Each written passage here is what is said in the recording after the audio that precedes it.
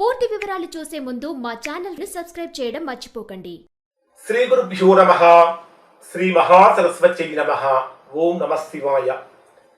Narayana Sastry astrology channel వీక్షిస్తున్నటువంటి ప్రేక్షక మహాశీలకు స్వాగతం, సుస్వాగతం. ఈ రోజు మనము 2025 సంవత్సరం నవంబర్ నెల 11వ తేదీ నుంచి 20వ తేదీ వరకు కర్కాటక రాశిలో జన్మించిన వారి యొక్క రాశి ఫలితాలు ఏ విధంగా ఉన్నాయో తెలుసుకుందాం. రాశి ఫలితాలు తెలుసుకోవడానికంటే ముందు ప్రేక్షక మహాశీలకు చిన్న విజ్ఞప్తి, చిన్న మనవి ఏమిటంటే, మనము ఏవైతే డేట్ వైజ్గా ఈ రోజుల్లో ఈ పని చేయాలి, ఈ రోజుల్లో ఇలా ఉండకూడదు, ఇలా చేయకూడదు, ఈ రోజుల్లో ప్రయాణాలు పనికిరావాలి, మనం కొన్ని డేట్స్ ఫిక్స్ చెప్తూ ఉంటాం. ఆ డేట్స్ ఖచ్చితంగా ఫాలో అవ్వడానికి ప్రయత్నించండి. 12 రాశులలో నాది కూడా ఏదో ఒక రాశి అయి ఉంటుంది. ఆ చెప్పేటటువంటి ఫలితాలు ఖచ్చితంగా నాకు కూడా వర్తిస్తాయి.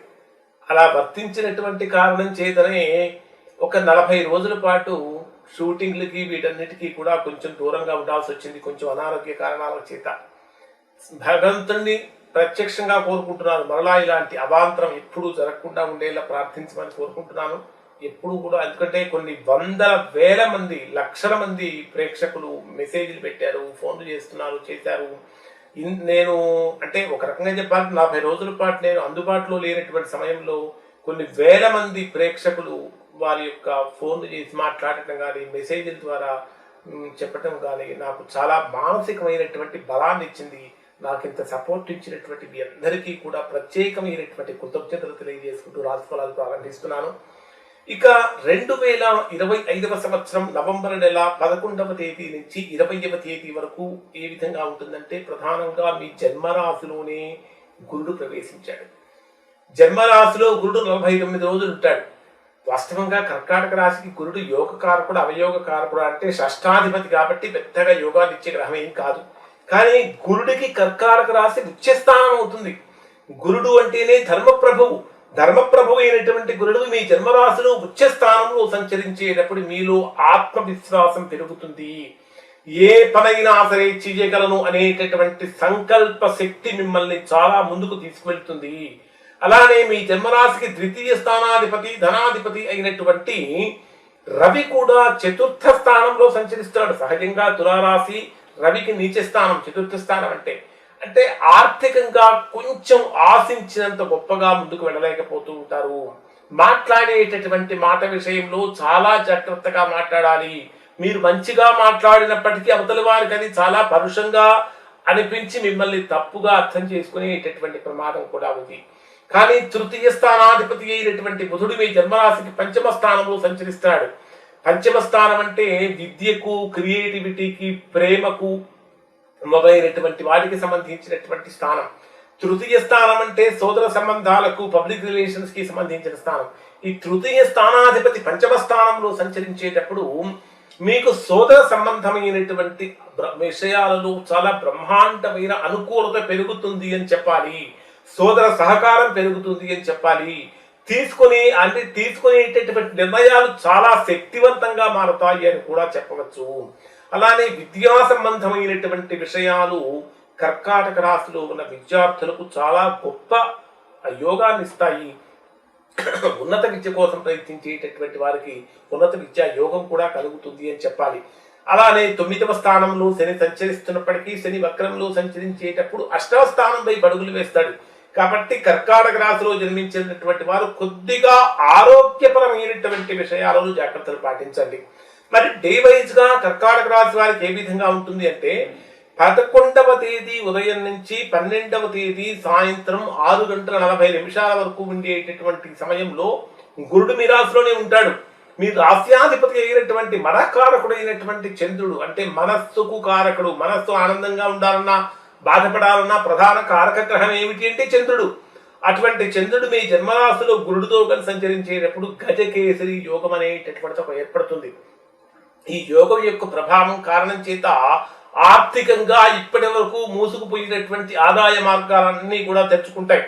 పెట్టుబడుల విషయంలో బ్రహ్మాండమైనటువంటి విజయాలు వస్తాయి. చేసేటటువంటి ఉద్యోగంలో గుర్తింపు లభిస్తుంది.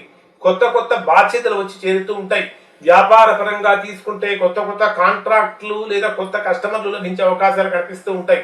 కుటుంబపరమైనటువంటి విషయాలలో స్నేహపూర్వకమైనటువంటి వాతావరణం లభిస్తూ ఉంటుంది. పెద్దల యొక్క ఆశీర్వాదం లభిస్తూ ఉంటుంది. ఆరోగ్యపరంగా కనుక తీసుకుంటే శక్తివంతంగా వేగంగా పెరుగుతూ ఉంటారు. మానసికమైనటువంటి ప్రశాంతత కూడా చక్కగా పెరుగుతుంది. దత్తాత్రేయ స్వామి యొక్క ఆరాధన చేయటం కర్కాటక రాశి వారు చాలా శ్రేష్టం అని చెప్పాలి. ఇక 12వ తేదీ సాయంత్రం 6:40 నుంచి 15వ తేదీ ఉదయం 4 గంటల వరకు ఉండేటటువంటి సమయంలో మీ జన్మరాశికి 2వ స్థానం అంటే ధనస్థానంలో, కుటుంబ స్థానంలో, వాక్ స్థానంలో చంద్రుడి యొక్క సంచారం ధన సంపదను పెంచుతుంది, వాక్ శక్తిని పెంచుతుంది, కుటుంబపరమైనటువంటి కేర్ కూడా పెంచుతుంది అని చెప్పాలి.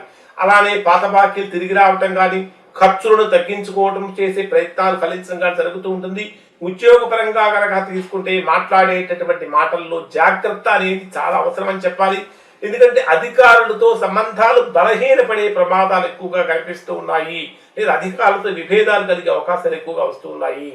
అలానే ఆరోగ్యపరంగా కనుక తీసుకుంటే గొంతు సమస్యలు కానీ, జీర్ణ సంబంధమైన సమస్యలు కానీ తలెత్తుతూ ఉంటాయి.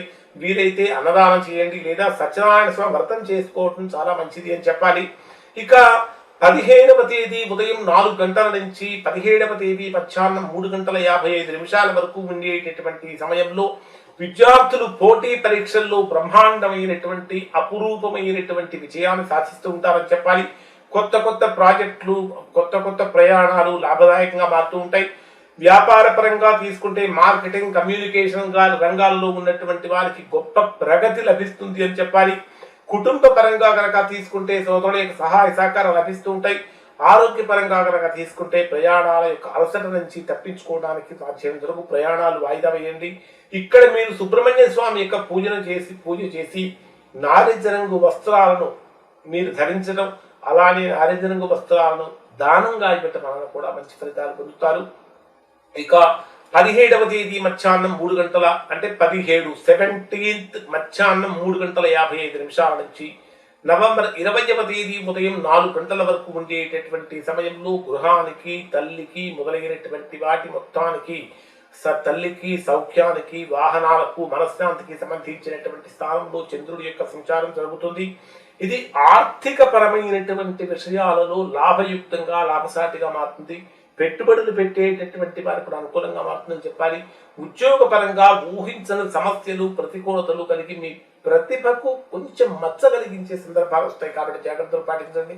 కుటుంబ వాతావరణంలో తల్లి యొక్క ఆరోగ్యం మీద ఎక్కువగా దృష్టి పెట్టండి. అలానే ఆరోగ్యపరంగా కనుక తీసుకుంటే గుండె సంబంధమైన సమస్యలతో బాధపడుతున్నటువంటి వారు కొంచెం జాగ్రత్తలు పాటించండి. లక్ష్మీదేవిని లక్ష్మీదేవికి తులసి దళాలు కనుక సమర్పించినట్టయితే అన్ని రకాల ఆరోగ్య సమస్యలు, అలానే ఆర్థిక సమస్యలు కూడా తొలగిపోతాయని చెప్పాలి. 20వ తేదీ ఉదయం 4 గంటల నుంచి 20వ తేదీ రాత్రి వరకు ఉండేటటువంటి సమయంలో ఇది బ్రహ్మాండమైనటువంటి, అంటే మీ యొక్క సంతానపరమైన విషయాలలో కానీ, విద్యకు సంబంధించిన విషయాలలో కానీ, లవ్ మ్యాటర్స్లో కానీ, ఇన్వెస్ట్మెంట్స్ విషయంలో కానీ బ్రహ్మాండంగా మారుతుందని చెప్పాలి. కొత్త ఆలోచనలతో ముందుకు వెళ్తూ ఉంటారు. పెద్దవాళ్ళ యొక్క దీవెనలు ఎప్పుడూ కూడా మీకు ముందు ఉంటాయి. అలానే ప్రేమలో అనూహ్యమైనటువంటి మార్పులు ఇక్కడ కర్కాటక రాశి వారు సూచే అవకాశం ఉంది. వ్యాపార పరంగా తీసుకుంటే కొత్త కొత్త పెట్టుబడులు రావటం కానీ, కొంచెం అనిశ్చితి కలగటం అనేది జరుగుతూ ఉంటుంది. అలానే ఇక్కడ ఓవరాల్గా కనుక పరిశీలించినట్లయితే ఈ 10 రోజుల కాలంలో కొంతవరకు బాగానే ఉంది.